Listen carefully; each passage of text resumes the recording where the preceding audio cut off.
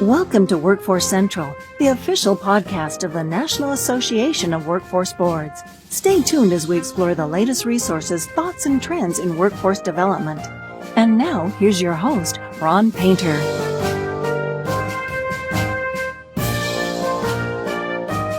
Welcome to this edition of Workforce Central, the official podcast of the National Association of Workforce Boards. From Washington, D.C., I'm Ron Painter, your host for today's show, as always. So I want to welcome you, and I want to welcome my guest. This is a really interesting topic, and it's kind of ironic, and I'll explain why it's ironic we're talking about this today. My guest is Shelly Gehshan, and she is the principal of the Gehshan Group, which does policy consulting for foundations, government, and nonprofits. She is also a career coach, helping clients build their careers and meet new challenges. She recently stepped down after 7 years directing the Pew Charitable Trust's Children's Dental Campaign. Before joining Pew, she spent 20 years working for governors, state legislators, and state health officials. Shelly started her career in Austin, Texas, as a writer and editor for a weekly newspaper. Shelly, really fascinating then how you got to where you are. Most important, I understand, is that Shelly has two kids. One is a GSPP graduate and working in Oakland, and the other is in a master's program at Brandeis. Shelly Gehshan, welcome, and thank you for joining me. Thanks for having me. You started off as a writer in Austin, Texas. Tell me how you got to Pew in something called the Children's Dental Campaign. What was the, I guess, for lack of a better word, what was the provocation for Pew's interest in this area? You may remember in 2007 that a young boy in Prince George's County died for want of a dentist. His name was Diamante Driver, and that was a huge national wake-up call that in the United States, in the richest country in the history of the world, that a poor 12-year-old boy could die because his mother could not find a dentist who would accept him. He had a diseased tooth, the abscess went to his brain, and after 2 surgeries and something like $250,000 in care, he died. And a lot of people, including leaders at the Pew Charitable Trust, thought, are you kidding me? Can't we do better than that? So they called me and they talked to a lot of people, including me, and I helped them prepare a proposal to go to the Pew board, and it was approved, and they hired me to direct the project. Fascinating, and yeah, I do. When you bring that up, Shelly, I kind of I do have some memory of that. So let's talk about dental care in general. You mentioned that the young man could not find a dentist. What are some of the issues that in dentistry that are different than they are in the other healthcare, or I guess what we think of as other healthcare occupations? Orthopedic doctors and surgeons and GPs. How does dentistry differ from them? 2/3 of the American public lack access to dental care, which is much higher than for medical care. If you break your arm, you can go to a number of different places, an emergency room, a clinic, a physician's office. There's probably a dozen choices that you may have for how you could get that taken care of or assessed. With dental care, you have a cottage industry of small businesses, some group practices, a few corporate practices, and clinics. But by and large, there are just fewer choices for consumers, and affordability is a huge issue. Very few people, compared to health coverage, very few people have dental coverage. And Medicaid coverage is basically just a hunting license because most dentists won't accept Medicaid. So it's a tough industry. And I guess, when you say that, Shelly, I guess I think back on my own personal experience, and the irony comes in is I am headed to my dentist later today. I will only mention Dr. Robert. I won't mention last names. But when I think back on my own experience, you're right. It's been family practice, or it's been an individual practice. It hasn't been someplace like I go to the hospital and there's any number of doctors who are hanging around, or specialists that are hanging around that can see me. You mentioned the insurance as a major issue. Is there anything going on in that area? I mean, obviously, healthcare insurance coverage is a large part of our conversation in the U.S. these days. Do we just overlook dentistry? Well, during the debate over the Affordable Care Act in Congress, the Dental Association basically said, leave us out. They don't want government interference in dentistry. They don't want anyone telling them how much they can charge or how much they can make. And they're not real impressed with how dental coverage in Medicaid has worked. So their position basically was, after you fund Medicaid correctly, then let's talk. But those decisions are really made at the state level. States are the ones that decide how much to reimburse for Medicaid.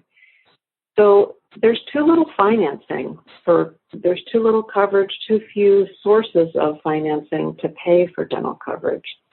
Whether or not your company where you work reimburses or pays for dental coverage, that kind of ebbs and flows with the economy.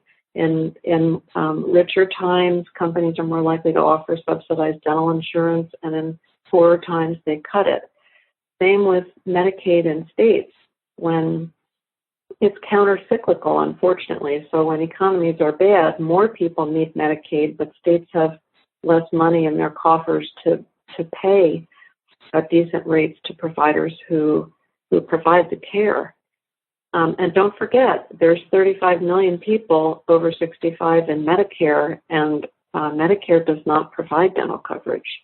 So those of us who are used to having it through our jobs don't get used to it, because when you turn 65, you're going to have to fund that care yourself. Wow, that I guess it is one of those issues that in a very complex world of healthcare, it's one of the issues we overlook. Shelly, you cited it as we started a pretty extreme example. Talking more about young people, adolescents, kids, and I know Pew, we've worked with Pew on looking at early learning. What are the kind of consequences of kids not getting to see the dentist? Well, there was an interesting study that just came out this month, because if you've probably heard of baby bottle tooth decay, and the formal term for that is early childhood caries. Most dentists don't feel comfortable treating really young children. General dentists often don't see children until they're 3 or 4, and for some of those kids, their mouth is till we lose those baby teeth, right? Till we lose the baby teeth. Well, early childhood caries can start. The bacteria that causes cavities actually is transmitted mother to child. So it can start as soon as you start feeding a baby food, because a lot of times a mother will taste something first and then put it in their child's mouth. And that actually is how the bacteria that causes cavities starts. Fluoridated water provides protection, but not all water supplies are fluoridated. And you don't really start brushing a child's teeth until they've got teeth to brush, which is later. So the consequences can be very severe.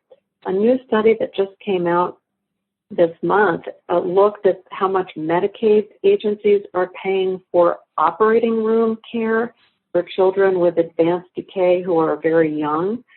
And all of this is preventable if they have good care, if they've got good education, if they're taught how to prevent these things. But the estimate was that states spend $450 million on preventable care for very young children, and it's scary for the families. If you go in and you're told, that there's a ton of decay already, and your child is 3 or 4 or 5 years old, sorry, ma'am, we're going to have to take that kid to the hospital and use general anesthesia. It's terribly frightening, and it's all preventable. Yeah, it is. when you have kids, I have a son. He's older, but yeah, it really does. It is frightening when you're dealing with your kid. It's your kid. Shelly, is this some of the stats that you talked about, and which I find stunning? 2/3 of us don't have coverage. Is this a national issue, or are there regions that are more susceptible to the lack of dental care? Are we okay in the urban areas and it's rural, or is this like different pieces of the country? It's a great question. It's a national issue.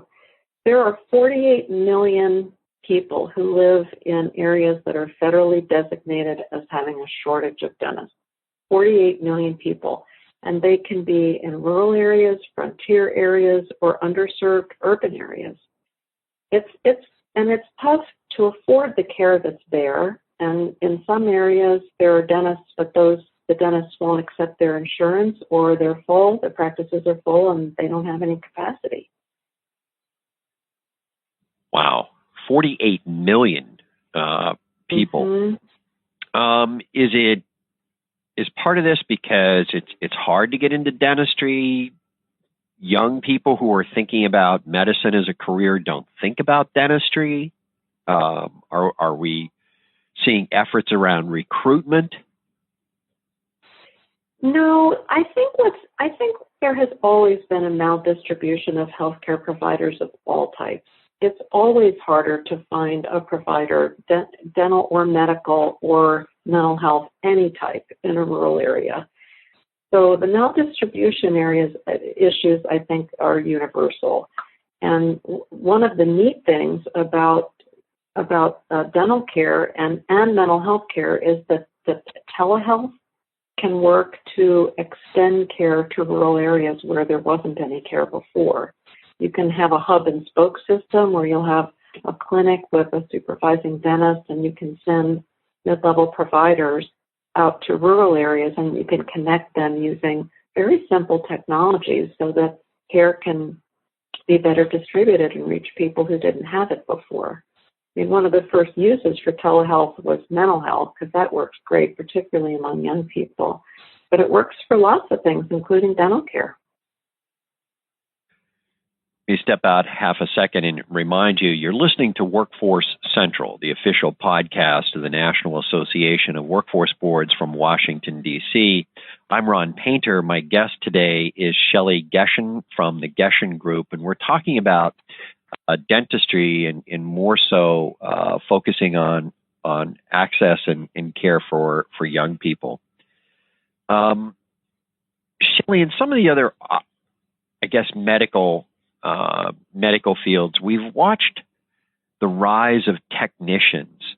We think about home healthcare aides and think about certified nurse aides, or at least I do, LPNs. And are we seeing that in dentistry? I mean, I know that I go to the dentist and we see a hygienist. Are we seeing more growth in some of these support occupations in dentistry? Yes, we are. In the United States, we now have a provider type called dental therapist, which has existed around the world for almost 100 years. We're just a little late to the party. Dental therapists are mid-level dental providers who, let me start. Yeah, just a couple of weeks. We're just a couple of weeks behind. Okay. Yeah, well, exactly. So dental therapists are mid-level dental providers that are kind of like physician assistants or nurse practitioners only for dental care. Just as dental hygienists could be considered mid-level providers on the preventive side, dental therapists are mid-level dental providers who do both restorative care and preventive care. And by restorative, of course, I mean they can fill a cavity or they can pull a tooth. So, and the parallels are very close to medical care. Dental therapists are trained to provide about 50 procedures, and by contrast, hygienists are trained to do about 30 procedures, and dentists can do about 300. So what they can do is many of the routine, commonly offered services, and they're basically ideal dental extenders, just like physician assistants are physician extenders. And there are some pretty, I think, again, because I've been hanging around with you guys talking about, not only education, but healthcare for young people, there's some pretty crazy, interesting projects going on around the U.S. to increase the number of dental therapists. Are there not? Yes, there are. Well, the first place in the United States that started to use them was the tribal areas in Alaska. And of course, Alaska has a very widely dispersed population, so they're really all over the state, but they're only authorized to practice on tribal lands and treat Native people.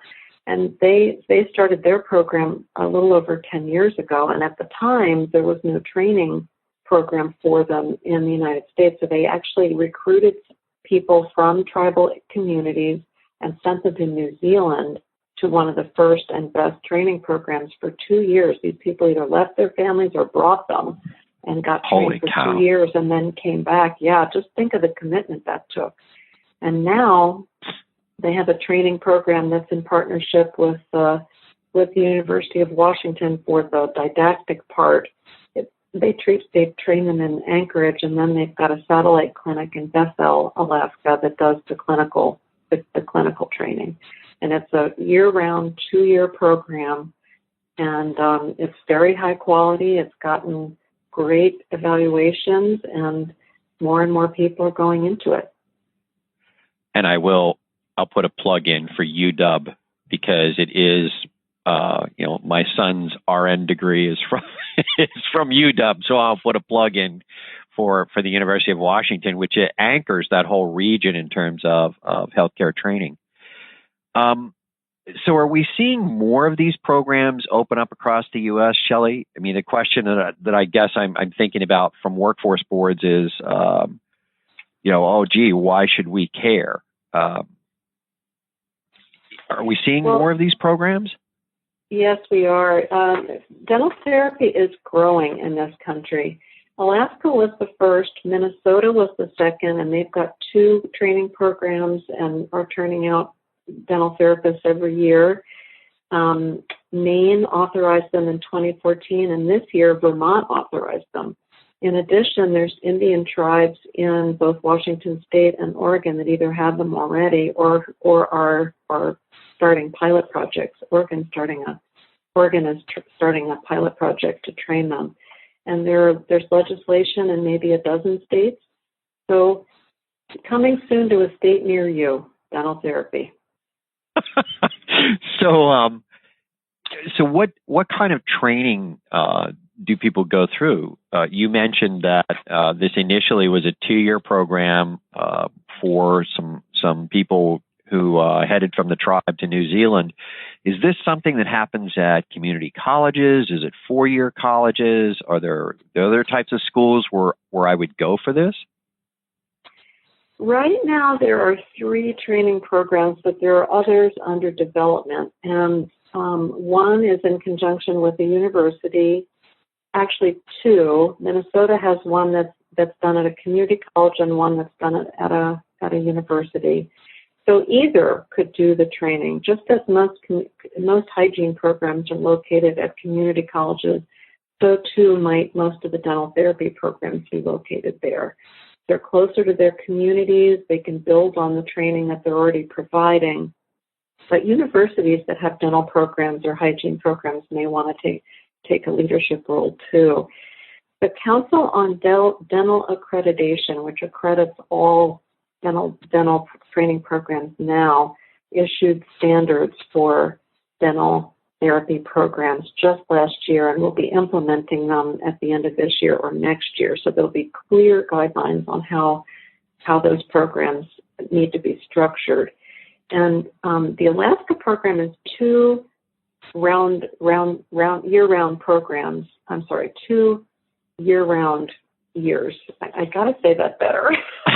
the Alaska. Come on, let me figure this out. It takes 2 years to complete the Alaska program. They are not on the semester system, so it's 2 straight years. But Wow. the Council on Dental Accreditation calls for 3 academic years. And of course, if you are a student who comes in with some of the basic sciences already, or you're a hygienist or a dental assistant and you have some of the skills and training, you would be able to have advanced standing and be able to complete that program more quickly. So was this one of the, you mentioned that there were standards just put together last year. Was this one of the barriers? I don't necessarily want to say barriers, but was this one of the things, Shelly, that made it slow go in increasing the number of training programs across the U.S.? Or are there other issues, policy or legislative issues, that kind of hold back more people going into the field? Well, dental therapy is a growing profession, so you have to start from somewhere. And there have been a couple of attempts in the United States in the past century to start dental therapy programs.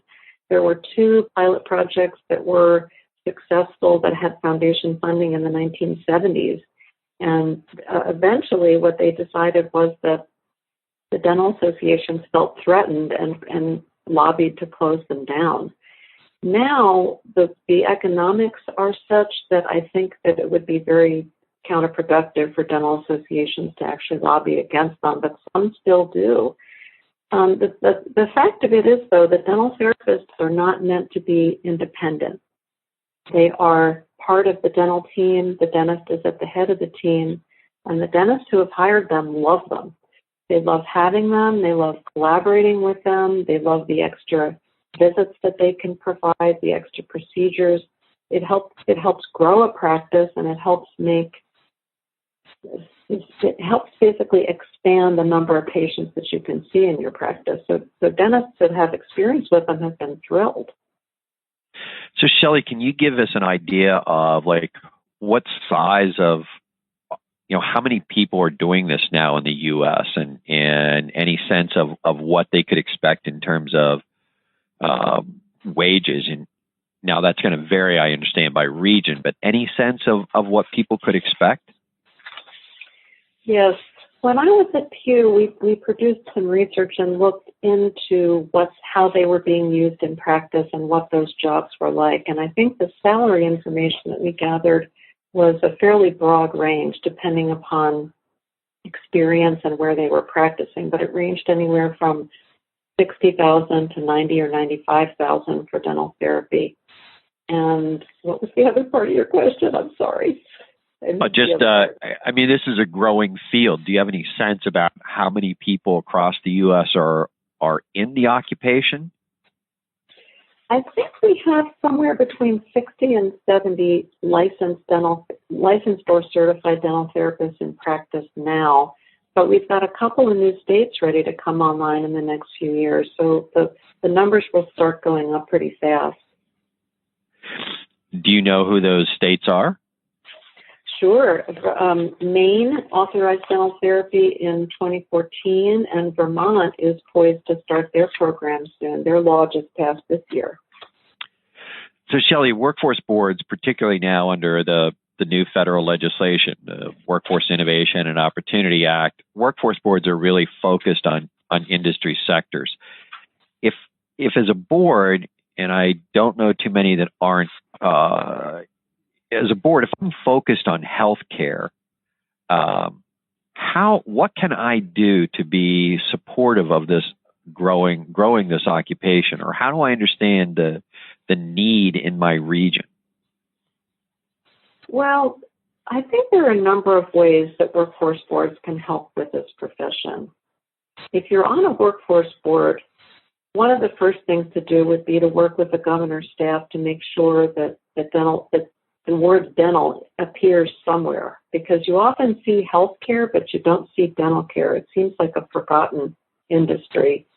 But there's a demand for both hygienists and dental therapists and dentists for that matter, and to build dental into the 5-year state plan would be a great idea. Second, it would be great for workforce boards to work with their community colleges and universities to try to get a training program up and running. And the first conversation should be with the programs that are either training dentists or training hygienists, because that would be a logical next step for them.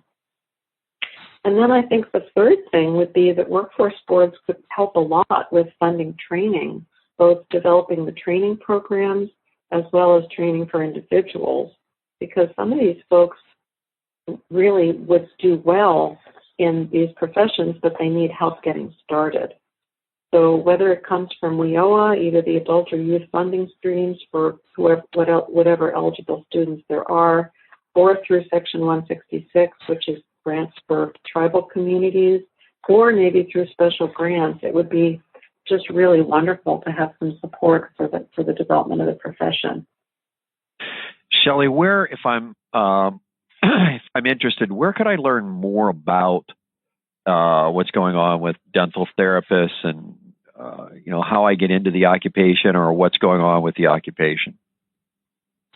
Well, it's a great question. There are two associations of dental therapists. One of them is in Alaska and one of them is in Minnesota. There are also materials on the Pew Children's Dental Campaign website, and there's information on the Community Catalyst website. Community Catalyst is the group that manages campaigns with support from the Kellogg Foundation. Excellent. My guest has been Shelly Gehshan, who is principal of the Gehshan Group and formerly with the Pew Charitable Trust Children's Dental Campaign. Shelly, hats off to the work that you and the Pew Foundation or Pew Charitable Trust have done, not only on this campaign, but what I'm most familiar with, which is early learning. You guys have done, I think, remarkable work in research and the convenings and the conversations that you've allowed me to be a part of. So I want to publicly say thank you to you and to the folks at Pew Charitable Trust. Closing thoughts you want to offer the folks who are listening? Well, dental therapy is a proven model. We've got 100 years of experience, and more than 1,000 studies have proven that they are safe and effective, and they're very cost effective, and they're particularly skilled with children. So if you're interested in early learning, your children have to be pain-free and disease-free, and if you have a healthy mouth, it's a lot easier to learn. So hopefully states, or whatever state you're in, will have dental therapy authorized soon, and it'll be a really big help. Great. Shelly, thanks for joining me. I hope you'll come back and we can have some more conversation with not only the Children's Dental Campaign, but additional work that you're doing across the country. So, Shelly Gehshan, thank you very much for joining me. It was my pleasure. And I want to thank those of you who are listening. You've been listening to Workforce Central, the official podcast of the National Association of Workforce Boards from Washington, D.C. It's been my pleasure to be your host. I'm Ron Painter. If you have feedback or questions or people that you would like to hear or subjects you'd like to hear more about, let us know at info@nawb.org. And go out and grab our app, which is available at the App Store or Google Play, which will have not only all of the podcasts, but also any additional information that our guests provide to us. And finally, a reminder that the opinions expressed by our guests are those of our guests and not necessarily those of NAWB Incorporated. Again, thanks for listening. Hope you join us soon.